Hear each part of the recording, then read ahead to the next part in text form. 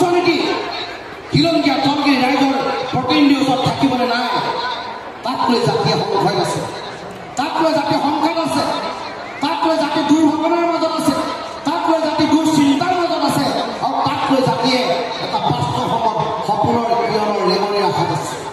সেইকাৰণে কৈছো ৰাইজ একত্ৰিত হ'ব লাগিব, আমি শক্তি সঞ্চয় কৰিব লাগিব, আমি যুঁজিব লাগিব বহিৰাগত শক্তিৰ বিৰুদ্ধে, আমি সংগ্ৰাম কৰিব লাগিব আগ্ৰাসী মনোভাৱেৰে হয় মানুহখিনিৰ বিৰুদ্ধে, আমি বচাব লাগিব উঠি অহা নৱপ্ৰজন্মৰ ভৱিষ্যত, আমি বচাব লাগিব আমাৰ সম্পদ, আমাৰ অৰ্থনীতি, আমাৰ ৰাজনীতি, আমি বচাব লাগিব অসম বিধানসভা, আমি খিলঞ্জীয়া তলগিৰি ৰাইজে পণ ল'ব লাগিব যে এইখন অসমত কোনো আমাৰ পৰা অধিকাৰ কাঢ়ি দিব নোৱাৰে।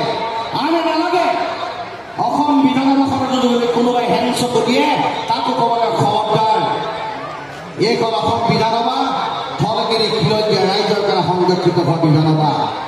ইয়াত যিজন মুখ্যমন্ত্ৰী হ'ব সেইজন তলগিৰি খিলঞ্জীয়া ৰাইজৰ প্ৰতিনিধি হ'ব লাগিব। আমি যাক পঠাম, যি আইন প্ৰণয়ন কৰি আমাক শাসন কৰিব, উঠি অহা নৱপ্ৰজন্মৰ সপোন বাস্তৱ কৰিব, সেইকেইজন তলগিৰি খিলঞ্জীয়া ৰাইজৰ প্ৰতিনিধি হ'ব লাগিব।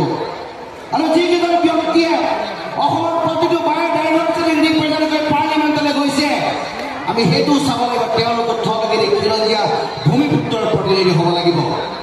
নহ'লে অসম নাবাচে, অসমীয়া নাবাচে, আপুনি নাবাচিব, মই নাবাচিম। পুনৰবাৰ সকলোকে ধন্যবাদ জ্ঞাপন কৰিছোঁ।